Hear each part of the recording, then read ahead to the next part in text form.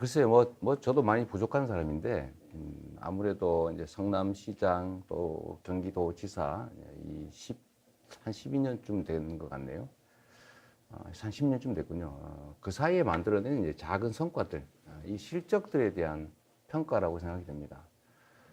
정치라고 하는 것이 결국은 이제 우리 국민들의 삶을 어떻게 개선할 것이냐, 그게 제일 중요한 과제인데, 사실 정치에서 뭐 화끈하게 큰 변화를 만들기는 쉽지 않습니다.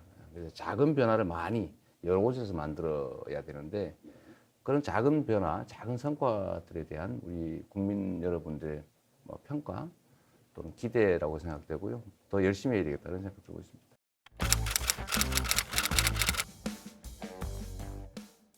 이제 국가 재정을 지출할 때는 사실 이제 정책 목표라고 하는 게 있습니다.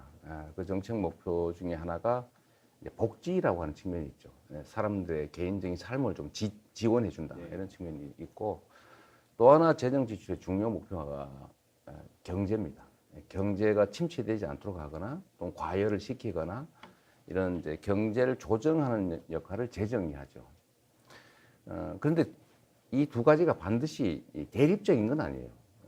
근데 가급적이면 재원이 한정적이기 때문에 두 가지 목표를 동시에 달성할 수 있다면 더 좋은 거죠. 어려운 사람들에게 또는 피해를 입은 사람들에게 피해를 보전해 준다라는 측면의 정책으로는 선별이 맞죠. 그러나 또 한편으로 보면 피해를 모든 국민이 다 입었습니다. 피해 입지 않은 국민이 없는 거죠. 그러면 선택해야 한다면 보편 선별 지원을 다 하면 좋죠. 그 지금도 뭐 보편 지원했다가 또 선별 지원도 했다가, 그럼 4차는 어떻게 할 거냐? 1차는 보편 지원, 2차, 3차는 선별 지원이었으니까 4차는 다시 또 보편 지원을 한번 할 때가 되지 않느냐라는 얘기도 가능한 거죠. 근데 만약에 정말로 딱 선택해야 된다면 저는 지역화폐형 보편 지원이 경제 효과도 크고 복지 효과도 있으니까 사실 중복 효과가 있잖아요. 그래서 요즘은 이제 소위 융복화의 시대인데, 정책이 하나의 정책 목표를 달성하기보다는 두 가지 또는 세 가지 정책 목표를 달성한다면 재정의 효율성이 2배, 3배 된다는 뜻이거든요. 근데 선별 지원을 하면서 지역화폐로 지급할 수는 없는 것이고요. 일본의 최근 사례를 보면 현금으로 지급을 했더니 10%밖에 안 썼다는 거예요. 90%는 더 불안한 미래를 위해서 저축을 하죠. 원래 사람이 원래 그렇습니다. 그런데 우리나라는 이제 그걸 발굴한 거죠. 새로운 정책 수단을. 3개월 내에 안 쓰면 없어진다. 그리고 시한뿐만이 아니라 이제 사용처도 제한을 해가지고, 예를 들면 대형 백화점에 쓰지 마라. 광주 분들은 광주에서 써라. 그래 광주의 소상공인들이 산다. 이게 지역 경제나 골목 경제가 살 수 있게 하는 수단이 된 거죠. 그 측면에서 보면 1차 재난지원금이 13조 원이었고, 이제 2차, 3차 재난지원금을 합치면 선별 지원한 게 한 18조 이 정도가 됩니다. 근데 1차 재난지원금은 13조 정도였는데, 우리 국민 여러분께서 우리 보시는 광주 시민 또는 뭐 여러분께서 보셔도 1차 재난지원금은 골목이 들썩들썩할 정도였습니다. 근데 2차, 3차 지원을 했는데도 아무런 체감이 안 되죠. 그 경제 효과가 크지 않다는 뜻이거든요. 그래서 모든 정책의 목표는 사실은 최종적으로는 모두가 잘 사는 사회라 해야 되지 않습니까? 결국은 그게 경제고, 그래서 저는 경제 정책으로서의 효과가 큰, 그리고 복지 지원 효과도 사실은 큰 이런 보편 지원이 훨씬 낫다. 선택해야 된다면. 그러나 재원이 제한적이라면 정말 특정 계층, 피해가 큰 특정 계층에 대한 선별적 지원도 또 필요하죠. 제가 어느 한쪽을 하고 어느 쪽은 나쁘다 이게 아니고, 가능하면 이걸 적절히 잘 섞어서 해야 되는데, 지금은 다시 이제 보편 지원을 해서 어차피 국민 여러분께서 소비를 하셔야 되는데 쓸 돈이 없으니까 지역화폐로 지급해서 뭐 몇 개월 안에 다 쓰도록 하면 이중 효과가 있다는 거죠. 소득 지원도 받고, 그걸 반드시 써야 되니까 소상공인 지원도 하고, 소상공인들이 많이 팔면 생산도 유발이 되고, 생산이 유발되면 고용도 늘어나고, 결국 공급도 늘어나는 경제 선순환이 가능하다라는 것입니다.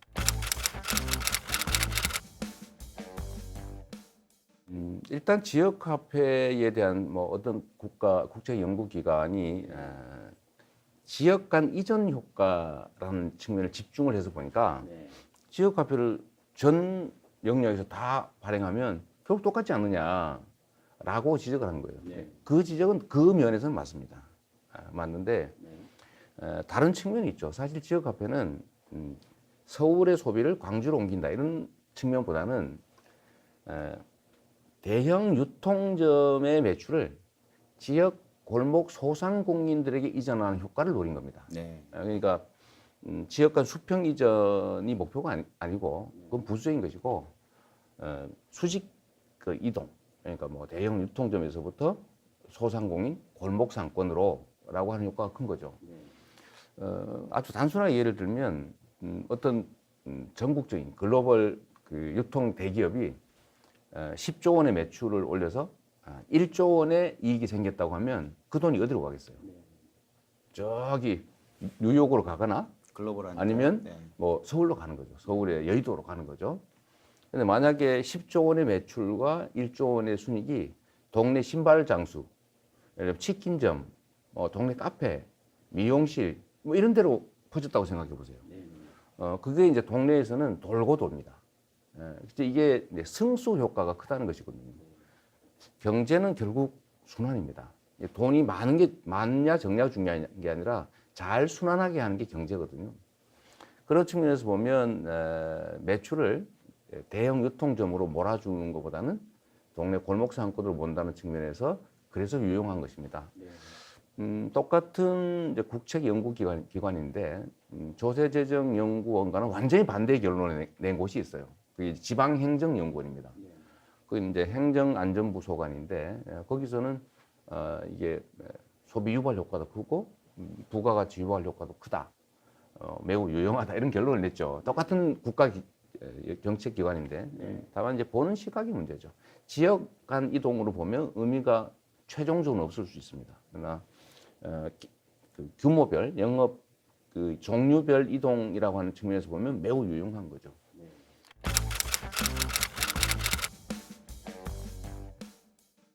국채를 발행하면 채권을 가진 사람이 있잖아요. 근데 채권을 누가 갖느냐?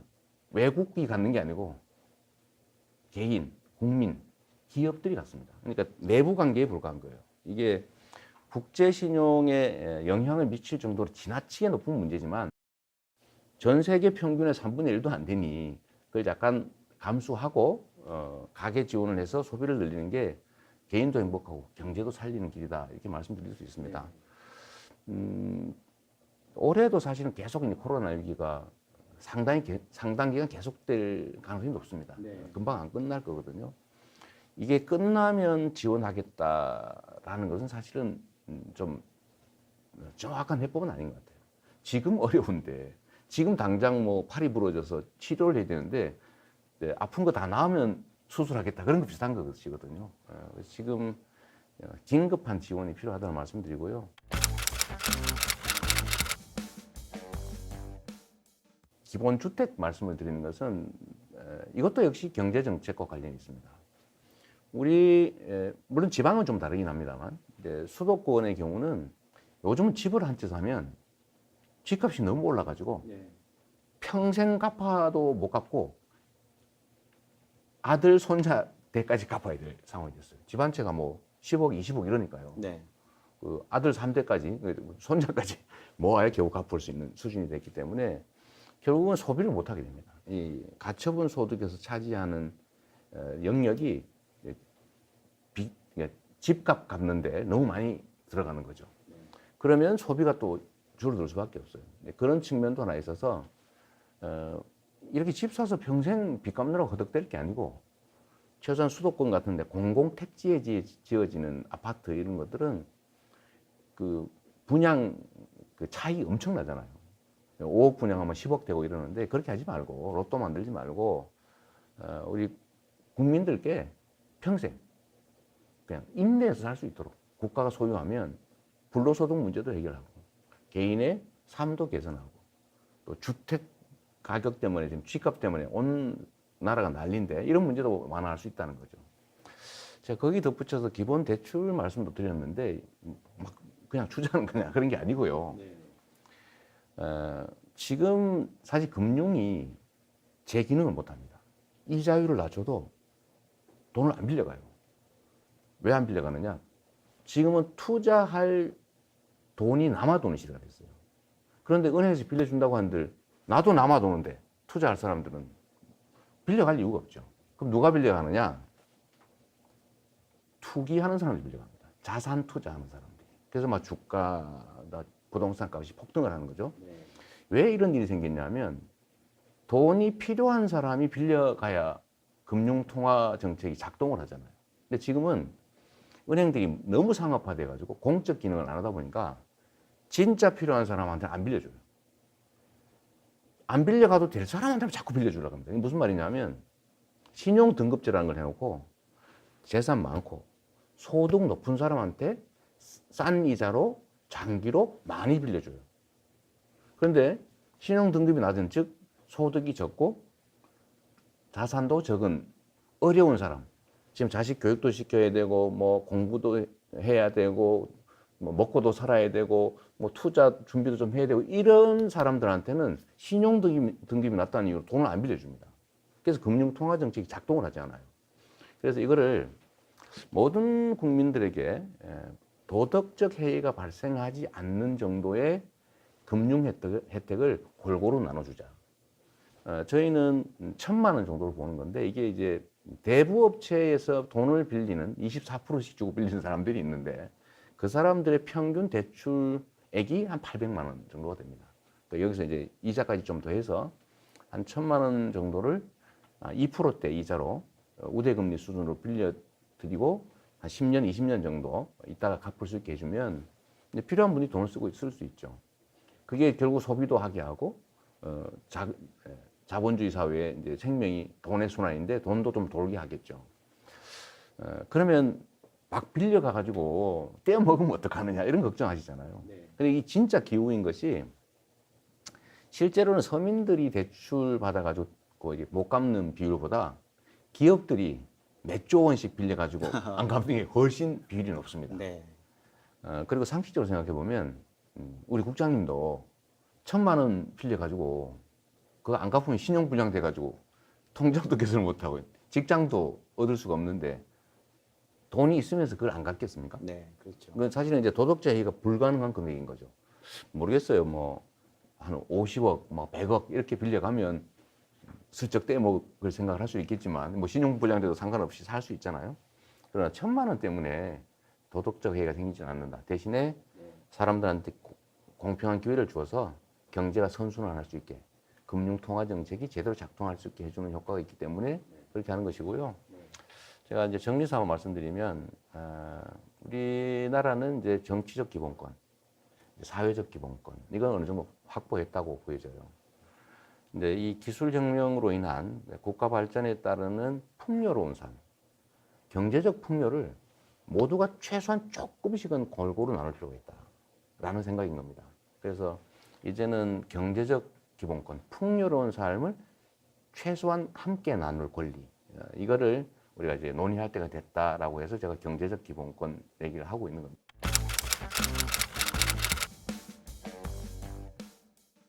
이 부동산은 사실은 이제 유한 자원이잖아요. 이게 생산이 불가능한, 특히 토지가 그렇습니다. 그래서 이 불로소득, 소위 지대라고 하는 게 발생할 수밖에 없긴 합니다. 그런데 필요한 사람이 필요한 토지를 사용하는 거하고 필요도 없는데 투기나 투자 목적으로 소유하는 건 다른 문제죠. 그래서 저는 다주택이냐 아니냐 이런 거보다는 거주용이냐 아니냐에 중점을 둬야 된다고 생각해요. 근데 1가구 1주택은 숫자 중심으로 보호하자 이렇게 하면 어떤 일이 벌어지냐면요. 광주 분들이 압구정동에, 서울 강남 압구정동에 집을 삽니다. 갭 투자를 하는 거죠.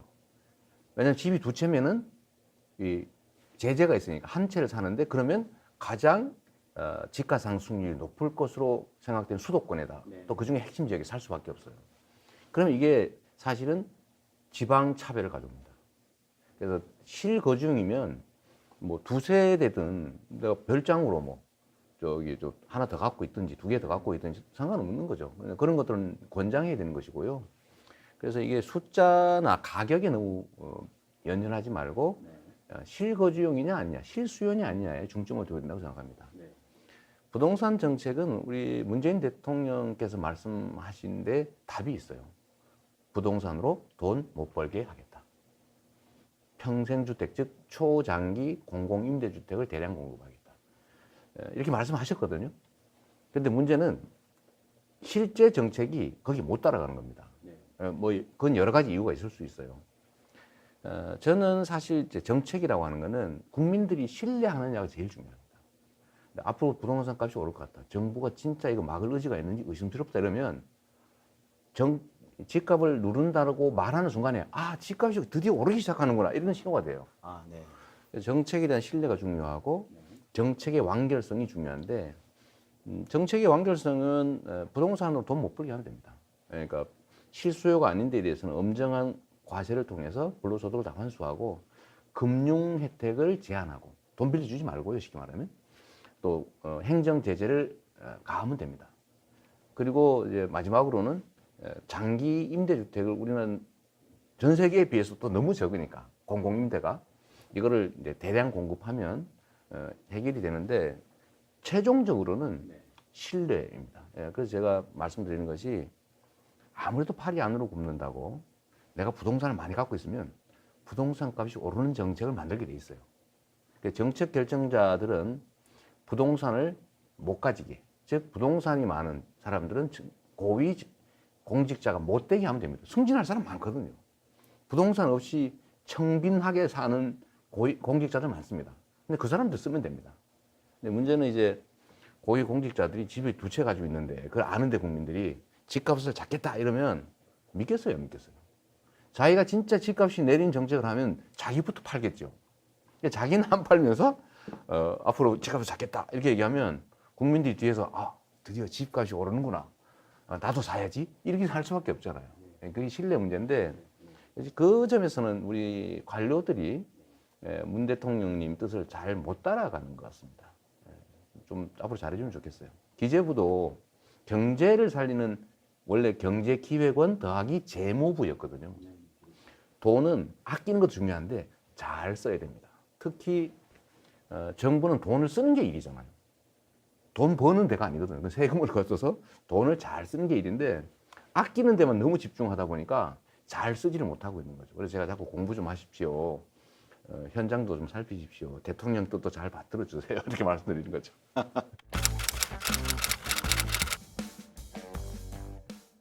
안보, 질서, 민생. 이게 이제 정치와 행정의 역할인데 이 질서라고 하는 측면에서 힘 세다고 봐주고 또는 뭐 돈 많이 가졌다고 봐주고 이렇게 되면 다른 사람들이 다 억울하잖아요. 그러면 지키는 사람이 손해보는 느낌이 드는 거죠. 그래서 규칙은 철저하게 지켜야 하고요. 질서를 파괴하는 규칙을 지키지 않는 행위에 대해서 제재를 가하는데 그 제재라고 하는 것이 가급적 예외가 없어야 됩니다. 오히려 저는 고위공직자들에 대해서는 더 많은 책임을 물어야 된다라고 생각하는 사람이죠. 그래야 우리가 이 질서 있는 사회, 예측 가능한 사회가 됩니다. 형벌을 가하는데 이게 규칙 위반에 대해서는 여러 가지 제재 방법이 있어요. 뭐 도덕적 비난도 있고, 뭐 행정적 제재도 있고, 뭐 징계도 있고, 뭐 영업 정지도 있고 있는데 형벌을 가하는 것은 반드시 지켜야 될 규칙이기 때문에 그런 거죠. 근데 형벌을 가할 때는 이유가 있습니다. 잘못했으니까 보복하자, 응보하자. 근데 이건 사실 크지 않아요. 우리가 원시사회에서나 그랬던 거지. 지금은 이제 주로는 예방이 중요합니다. 예방은 두 가지 의미가 있는데 본인이 다시는 그런 짓 하지 않게, 특별 예방이라고 하죠. 다른 사람도 그런 짓 하지 못하게, 따라하지 못하게, 즉 일반 예방 효과라고 하는 겁니다. 과연 이제 그 어떤 사람에 대해서 형벌을 거두어 드릴 때 이 두 가지 목표에 부합하느냐를 잘 살펴야 되겠죠. 결국 저는 국민의 뜻에 맡겨야 된다고 보고요. 근데 또 한 가지 중요한 거는 사실은 매우 정치적인 문제고 대통령이 가지고 있는 고유 권한, 사실은 사회 통합을 위한 고유 권한인데 이게 정치적 쟁점이 되면 안 된다고 생각합니다. 그러면 이제 통합이 아니라 분열의 시가 되지 않습니까? 그래서 저는 이 문제에 대해서는 뭐 대통령께서 결단하실 문제라고 보고 제가 언급하지 않는 게 대통령님께 부담을 드리지 않는 거다라고 해서 제가 공식적인 얘기는 하지 않고 있습니다. 다만 제가 과거에 뭐 이 문제에 대해서 이미 얘기한 일도 있는데 뭐 시도 때도 없이 자꾸 할 수는 없는 것이고 또 일반적인 원칙을 말씀드렸으니까 우리 시청하시는 분들께서도 그냥 판단해 보시면 좋겠습니다.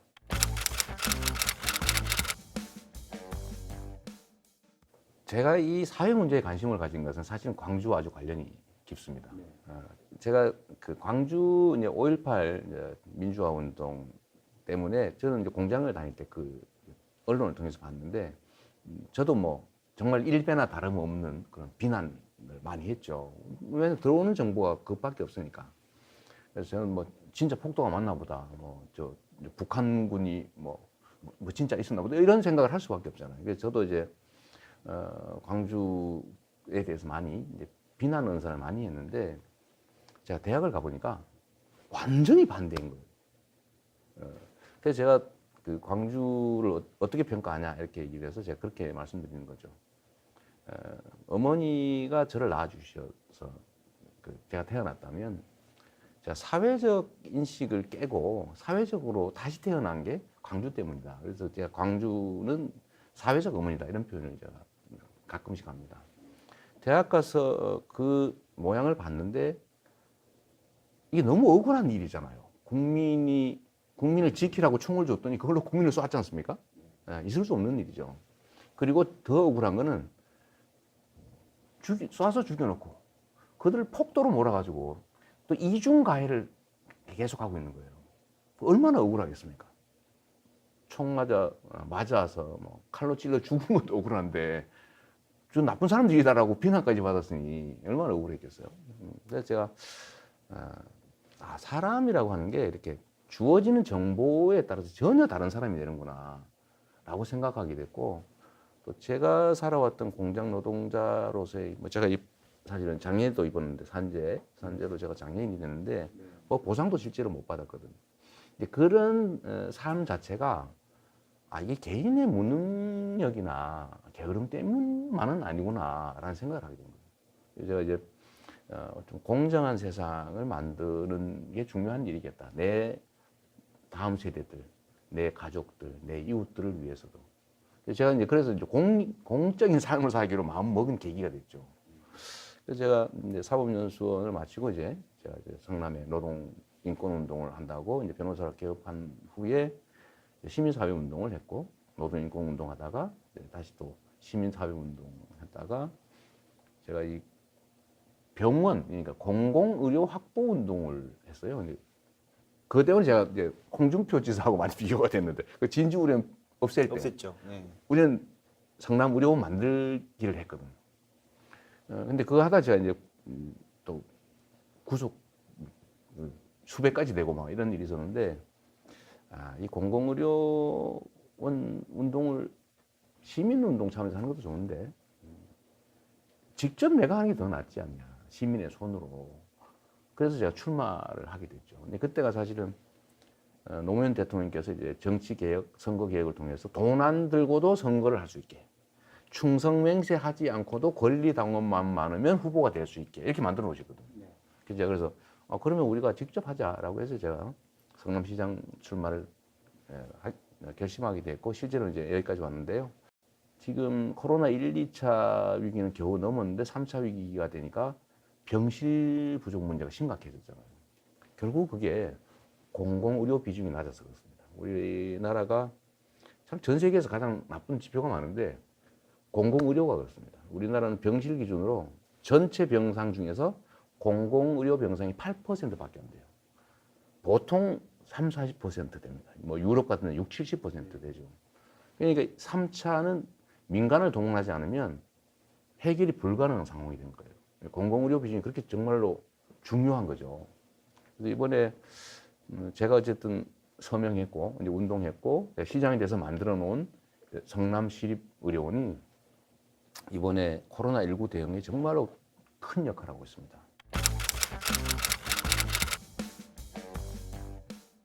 저는 광주 민주화 운동 때문에 제 삶의 지표를 바꿨습니다. 이제 광주 민주화 운동은 이제 하나의 사건이 아니고 이제 역사가 됐지 않습니까? 역사가 됐고 다 침판이 됐죠. 우리 사회가 어느 방향으로 갈지. 광주 민주화 운동 과정에서 보여주신 평화, 인권, 질서, 공존, 뭐 이런 여러 가지 가치들이 앞으로도 결코 변치 않을 대한민국의 좌표 역할을 할 거라고 봐요.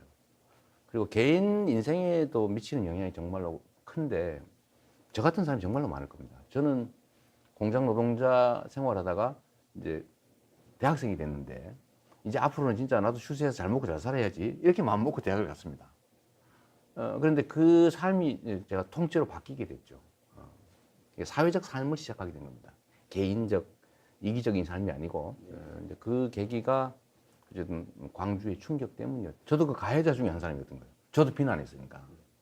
물론 속아서 동조했지만 생각하면 할수록 수치스럽고 죄송하고 뭐 그렇죠.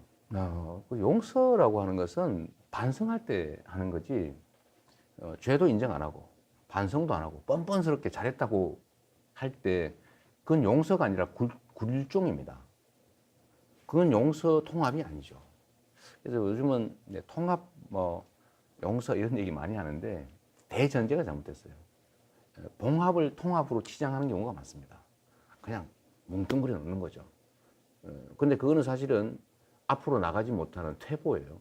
그래서 용서 또 관용이라는 이름으로 범죄를 좀 이렇게 합리화하거나 아니면 책임을 면제시켜 주거나 하면 앞으로 또 그런 거 하라라는 것밖에 안 되지 않습니까? 그건 사실은 절대는 해서 안 되는 일이죠.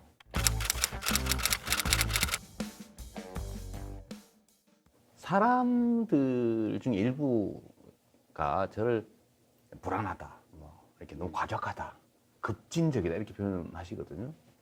근데 그건 사실 일면만 본 것이죠. 되게 제가 이제 제일 이제 호평받는 게 이제 정부 수립 이래 한 번도 단속하지 못했던 계곡의 그 불법 시설을 몇 달 안에 싹 해치웠지 않습니까? 네, 그렇죠. 근데 되게 어떻게 이해하시냐면 제가 막 포크레인 동원해서 마구 때려 부신 줄로 상상을 하고 계세요. 네. 근데 전혀 사실이 아닙니다. 이게 저희가 강제로 철거한 거는 소유자가 있는데 강제로 철거한 거는 6건밖에 없어요. 1,500건 중에서 나머지는 다 자진 철거하셨어요. 그것도 흔쾌히. 제가 자진 철거 도중에 제가 재판을 받고 있었는데 그 철거 대상 지역에 그 백운 계곡이라고 유명한 데가 있습니다. 제일 막 불법 시설이 많은데요. 백운 계곡의 상인들이 저를 격려하는 현수막을 걸었더라고요. 그 왜 그러냐 그랬더니 우리가 갈 길을 실제로 가능하게 해줬다라는 거예요. 오히려 기대를 하는 거예요. 설득하고 계획을 철저하게 해서 퇴로를 철저하게 만들어 드리고 그분들도 살 수 있는 길을 열어 드리면서 안 하면은 엄정하게 책임을 묻는다. 어떤 거 아시겠습니까? 강제 철거당하고 돈 내고 처벌받고 그냥 대책 없이 가겠습니까? 아니면 자진 철거하시고 대책, 예를 들면 복구도 깨끗하게 해드리고 처벌도 면제해드리고 재정 지원도 해드리고 새롭게 살 수 있도록 편의시설도 갖추어서 관광객이 많이 오게 해드릴까요? 이 둘 중에 선택하십시오. 뭘 선택하겠어요?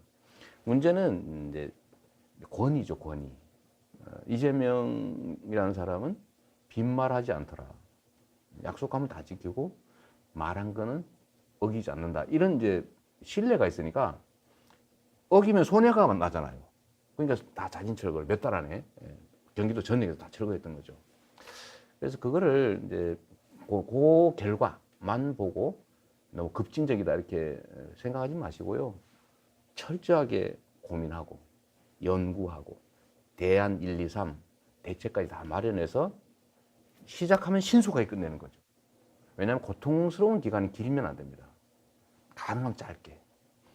그래서 제가 이제 신속하게 과감하게 하긴 하지만 그 이전 단계에서는 정말로 많은 고민도 하고 많은 대화도 하고 진지하게 하고 하는데 이 과정은 잘 안 보이니까 동작이 너무 빠른 거죠. 업무 행정 속도가 너무 빠르고 또 남들이 안 하는 거 많이 하니까 보통 막 민원이 무서워서 이해관계에 얽혀서 못하는 거 많거든요. 저는 그런 거 없이 해야 되는 일은 다 해치우니까 과격해 보일 수도 있는 거죠. 그런데 뭐 그런 게 없으면 사회가 어떻게 바뀌겠어요?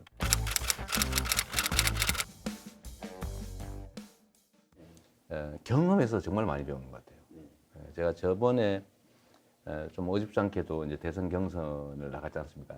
시장 하고 있으면서 일종의 페이스메이커로 나갔다가 이거 혹시 뭐 잘 되는 거 아니야? 이래가지고 오버했다가 제가 좀 많이 이제 좀 나쁜 평가를 많이 받았죠.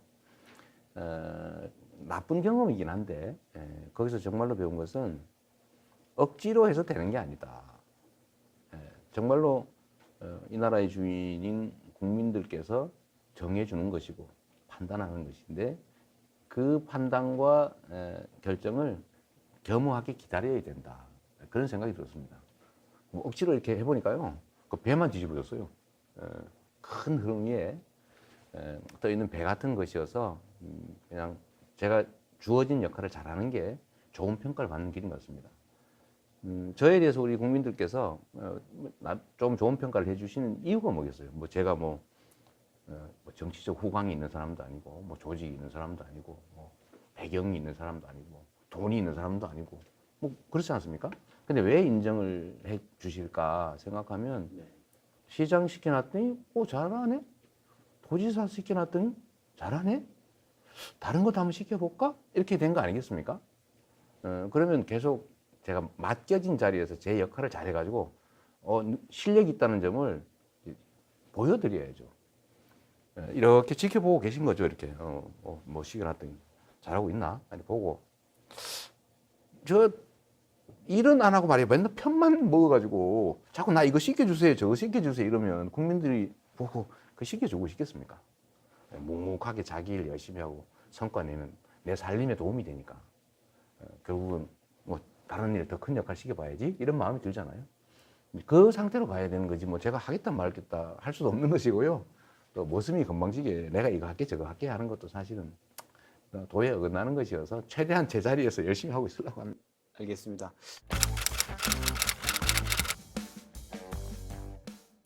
뭐 이낙연 대표님은 정말 경륜도 높고 역량도 뛰어난 훌륭한 분이시죠. 다만 이게 뭐 어떤 게 더 낫냐가 아니고 좀 다르죠. 다른데 뭐 그 선택은 결국 우리 국민들께서 하실 겁니다. 예를 들면 뭐 결국 시대 상황이나 또는 시대적 과제 또는 국민들의 열망 또는 뭐 국민들의 삶을 개선하는 거 이런 것들에 대해서 어떤 측면이 더 유용할까를 결국 국민들께서 선택하실 거라고 생각합니다. 다 뛰어난 분이시죠.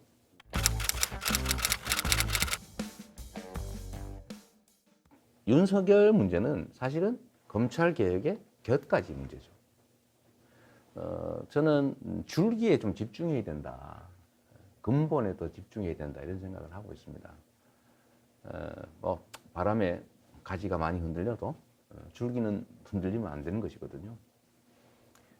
우리 사회 아까 질서 얘기 제가 말씀드렸습니다만 이 질서를 유지하는 최종 그 기관이 사실 검찰이잖아요. 아까 말씀드린 반드시 지켜야 돼서 위반에 대해서 처벌을 한 기관이 검찰이거든요. 근데 이 검찰이 만약에 내가 친하니까 너 훔쳐도 괜찮아. 넌 죄도 안 지었지만 너 미워해. 너 죄 있는 걸로 만들자. 이렇게 하면 되겠습니까? 네. 근데 실제로 그렇게 하고 있거든요. 그래서 그런 좀 이렇게 잘못된 검찰권 행사로부터 국민들이 당하는 그 억울함이 얼마나 크겠어요. 그 예를 들면 뭐 전두환도 한때 무혐의 받았잖아요. 그렇지 않습니까? 네. 그래서 나중에 다시 처벌했지만 그렇게 할 수 있는 검찰이거든요. 그래서 이 검찰이 공명정대하게 철저하게 질서 유지 역할을 잘 해야 되는 것이고 그러기 위한 검찰 개혁은 매우 중요한 과제인데 저는 윤석열 문제로 이게 좀 이렇게 약간 좀 극화된 측면도 있지만 사실은 마이너스 측면도 좀 있다고 생각하거든요. 약간 이 기업가지 때문에 줄기가 좀 흔들리는 뭐 그런 차원으로 좀 이해해 주시면 좋겠습니다.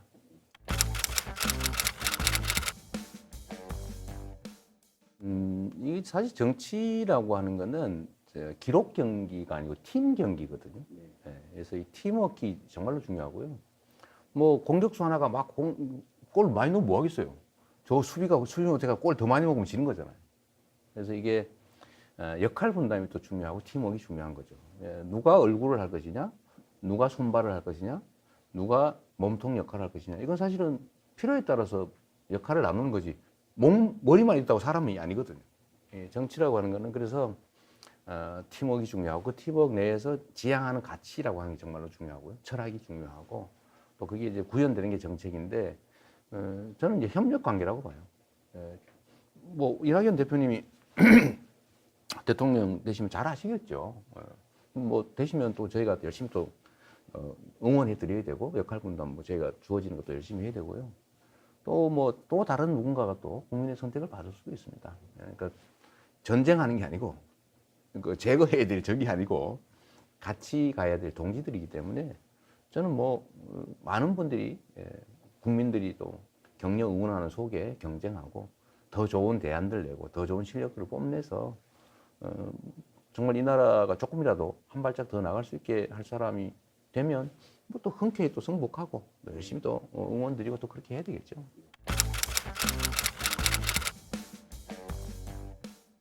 원래 당이라고 하는 게 그 다양한 사고, 다양한 입장들을 모아놓은 거예요. 그래서 당이라고 하죠. 하나의 단이라는 생각을 하는 것은 우리는 조직이라고 합니다. 군, 경찰, 조직폭력배처럼. 그렇죠? 그래서 생각이 다양한 것은 당의 기본적인 속성이에요. 그래서 존중해야죠. 다른 게 틀린 건 아니니까요. 또 입장들이 또 다르고 또 상황 따라 또 생각들도 바뀌기 때문에 저는 뭐 심각하게 우려하지는 않습니다. 뭐 극렬한 이렇게 좀 이렇게 거의 해악에 가까운 행동을 하는 그 사람들도 일부 있기는 한데 정말로 일부고요. 뭐 건전한 민주당 지지자들이라면 일단 사실은 나라 잘 되기 바라는 사람들일 테고 또 당이 잘 되길 바랄 테고 또 문재인 정부 성공하기를 바랄 테고 민주당 정권이 또 재창출되기를 또 바랄 거 아닙니까? 근데 거기에 맞는 역할들을 하는 거죠. 제가 이제 사실은 뭐 댓글이나 이런 것도 많이 읽어보는 편인데 그게 재밌는 얘기가 있더라고요.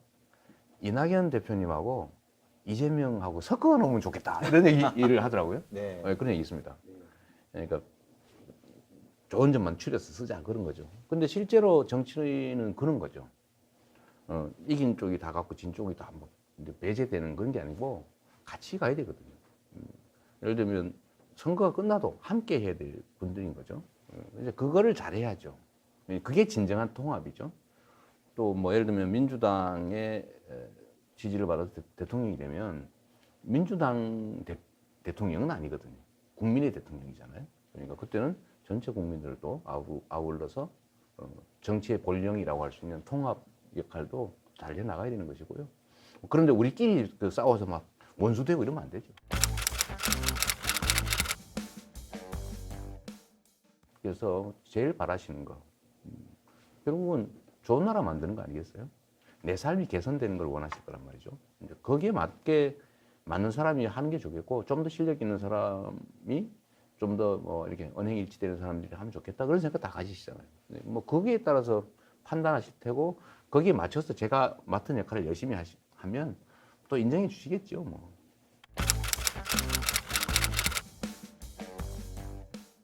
저는 뭐 그러지 않을 것 같은데요. 이제는 뭐 지역주의라고 하는 것도 사실 많이 이제 완화돼서 내 지역이니까 뭐 이게 결정적 영향을 미치는 단계는 아닌 것 같습니다.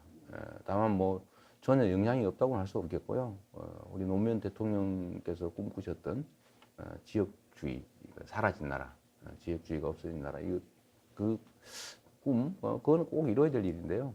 제가 사실 이거 처음 한 얘기인데 처음 드린 말씀인데 이낙연 대표님이 여기 경기도지사 공간에 오신 일 있잖아요. 선거 때. 네. 제가 그때 그 말씀 드렸습니다. 진짜 잘 됐으면 좋겠다. 진심으로. 이게 지금 한반도 역사에서 이 지역주의 때문에 남북이 갈리고 동서가 갈리고 너무 많이 갈라져 있다. 근데 이걸 대표님께서 조금, 좀 이제 정말 안 좋은 5천년 역사를 좀 이렇게 좀 바꾸어줬으면 좋겠다. 내가 그 말씀 한번 드렸죠. 지금 뭐 그랬으면 좋겠다는 생각합니다. 그 민주당의 사실 뿌리는 호남이 맞습니다. 그거는 실제 당내 구조가 그래요.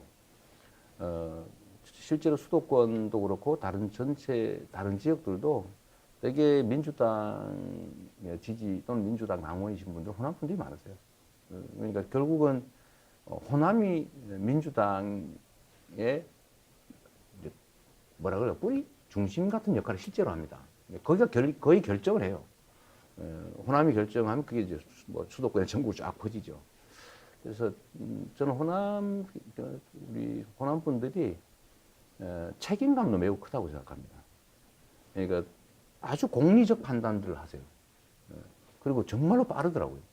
그러니까 이 여론이 바뀌는데, 이제 집단적 그 판단이 바뀌는데 정말 시간이 얼마 안 걸리더라고요. 보니까 진짜 신통할 정도인데, 결국은 이제 민주당 내부는 사실 방향은 호남이 결정하죠. 그건 현실이고요. 근데 그 호남 분들이 되게 가지고 있는 아까 광주 민주화 운동의 그 정신에서 보여지는 것처럼 공리적 판단들을 잘 하시기 때문에 좀 그런 말 지역에 따른 문제들은 크게 걱정은 하지 않습니다.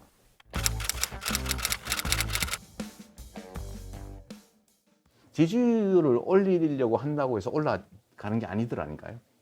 제가 이제 그건 체험으로 알게 된 것이고요.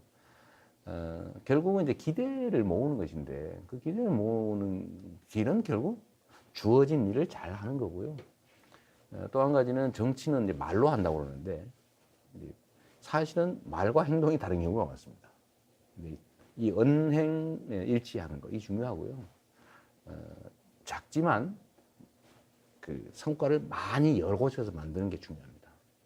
더군다나 저는 뭐 경기도지사라고 하는 직접 이제 일하는 장을 가지고 있으니까 제가 설명드릴 수 있는 거는 말이 아니고 행동으로 실적으로 보여드리는 거죠. 그냥 지지율을 올리기 위한 행동을 하니까 지지율이 떨어지더라고요. 지금 어려운 시기이긴 한데 이제 함께 힘 합쳐서 빨리 극복하고 우리가 경제적으로든 뭐 사회적으로든 지금보다는 좀 더 나은 세상이 돼야 되고 우리 다음 세대들, 우리 세대 아닌 우리 다음 세대들도 희망을 가질 수 있는 사회 만들면 좋겠습니다. 오죽하면 내 자식들한테는 나보다 더 나쁜 삶을 살게 하지 않겠다 이래가지고 출산을 거부하겠어요? 좀 슬픈 사회인데 이제 아이도 많이 낳고 또 나보다는 우리 자녀들이 또 뭐 손자녀들이 훨씬 나은 세상이 될 거다라고 믿어지는 그런 세상 꼭 만들었으면 좋겠습니다. 네, 새해 복 많이 받으십시오.